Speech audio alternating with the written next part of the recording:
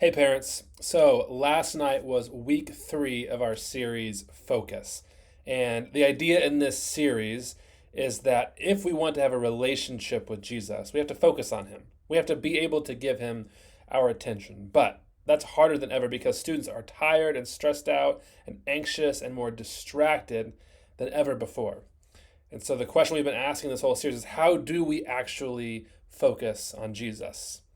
And so last night we saw that we focus on God by focusing on rest, by pausing from the busyness of our life to be still and to be with God.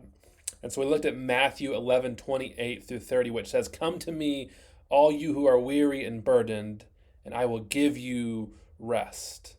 And then Jesus goes on to say, "Take my yoke upon you." And so, what Jesus is saying in this passage is that if we'll learn to yoke ourselves or to attach ourselves to Jesus and to learn to walk through life with Him at His pace, in His way, that we will find rest. And that's not just a kind of take a nap kind of rest, but He's talking about a deep spiritual kind of rest, a rest from our anxiety and our worry and the things that stress us out as we go through life.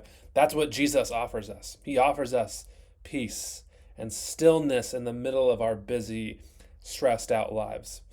But we still have a role to play in all this, and that's for us simply to find space in our lives to rest and to be aware of the presence of God. And this doesn't necessarily have to mean that we're reading our Bible as we're resting or that we're spending time in prayer, but just that we are resting and being aware of God's presence, that we're not zoning out playing video games or binging Netflix or something like that, but we're just resting and being still, whether this means going outside and being on a walk or spending time with family or whatever that might be. And so we encouraged students last night to do that this week, to find a way that they can be intentional about resting.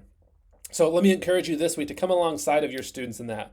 And maybe for you, even as a family, to set aside time to rest and to be aware of what God is doing around you. That is it for this week. Have a great rest of your day.